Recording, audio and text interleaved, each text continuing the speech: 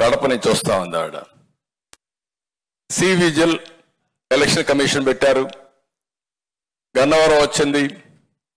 చూసిన తర్వాత వదిలేసేది కనపడింది ఆవిడకి. ఆవిడ సి విజిల్ కోసం యాప్ ఓపెన్ చేసింది. వచ్చేసారు పేటిఎం బ్యాచ్. అక్కడి నుంచి గొడవ. అంటే వీళ్ళు ఎంత అరాచకం చేస్తున్నారో అది గుర్తుపెట్టుకుంటే మాధవి గట్టిగా నిలబడుకొని మీరు ఏం చేస్తారో చేయండి, అన్యాయం జరిగితే పోరాడతా నిలబడి పోరాడిన ఆడబిడ్డ మాధవి. ఆ ధైర్యం వల్ల రావాలి. అంటే మీరు గుర్తుపెట్టుకోవాల్సింది ఎంత దుర్మార్గంగా ఉన్నారో మనం గుర్తుపెట్టుకోవాల్సిన అవసరం ఉంది. ఇంకొక పక్కన మనం చాలా ఇన్సిడెంట్లు కూడా చూసాం. సిబిఐ, మన రాష్ట్రంలో సిబిఐ పరిస్థితి, బాబాయ్ గొడ్డలపేట కేసులో 5 ఏళ్ళు అయింది.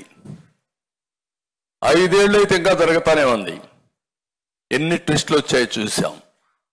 కడాన సిబిఐ ఆఫీసర్ ఎవరైతే ఇన్వెస్టిగేషన్ చేస్తున్నాడో ఆయన మీదనే కేసు పెడితే ఆయన హైకోర్టుకు వచ్చి యాంటిసిపేటరీ బెయిల్ తీసుకున్నాడు.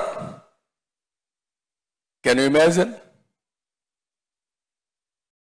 తర్వాత సిబిఐ అరెస్ట్ చేయడానికి వస్తే అవినాష్ రెడ్డిని కర్నూలులో లా అండ్ ఆర్డర్ ప్రాబ్లం వచ్చేస్తుంది కాబట్టి మీరు అరెస్ట్ చేయడానికి వీలు లేదు అని law and order problem create చేస్తే సిబిఐ తిరిగి వెళ్ళిపోయారు. అంటే ఇది ఇంటర్నేషనల్ మాఫియానా, లేకపోతే చట్టం అనేది లేదా ఈ దేశంలో? కానీ వైఎస్ఆర్ కాంగ్రెస్ పార్టీకి చట్టమే వర్తించదా? ఎక్కడన్నా ఇలాంటి దేశ చరిత్రలో నాకు తెలిసినంత 45 ఏళ్ళు నేను ఎప్పుడు చూడలే ఇవన్నీ అని బరిదెగించే పరిస్థితికి వచ్చారు. ఈ విషయం మీరు గుర్తుపెట్టుకోవాల్సిన అవసరం ఉంది.